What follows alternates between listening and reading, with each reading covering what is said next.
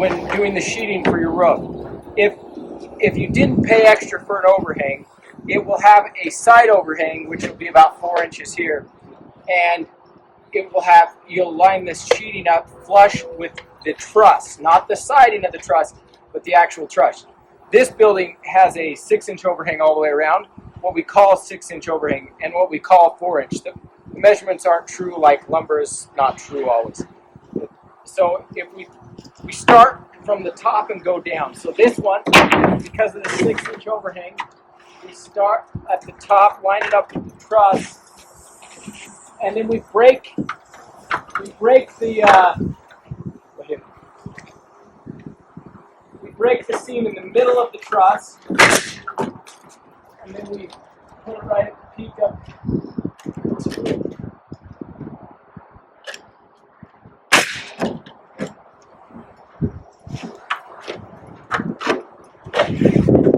And then you break it, the seam right in the middle of the truss. And then you'll have your finisher, what we call the finisher right here. And you'll nail this. And then your finisher goes right here like this.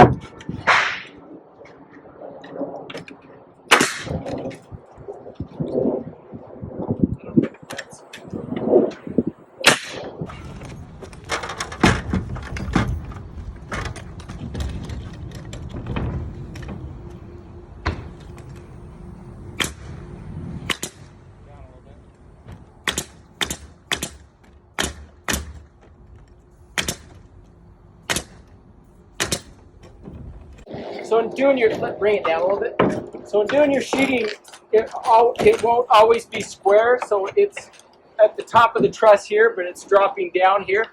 So you just grab it, nail that side really good, and then grab it up and pull it tight with the truss, or up along the edge of the truss there, and then make sure your truss is breaking in the middle here, and then nail this edge.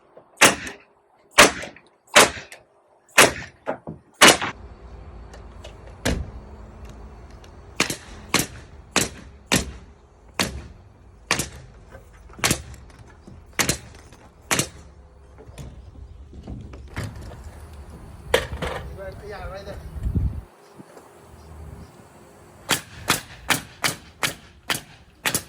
Another note, as you come along, you'll need to make sure every truss is, it'll be 2 foot on center down here, but that won't make it 2 foot up here. So you'll need to measure out. We'll measure on the sheeting on the ground, but we just make sure every truss is 2 foot on the bottom and 2 foot in the top. It won't be there without you placing there. And we're also using the same ring shake nails we use on the siding and the floor. So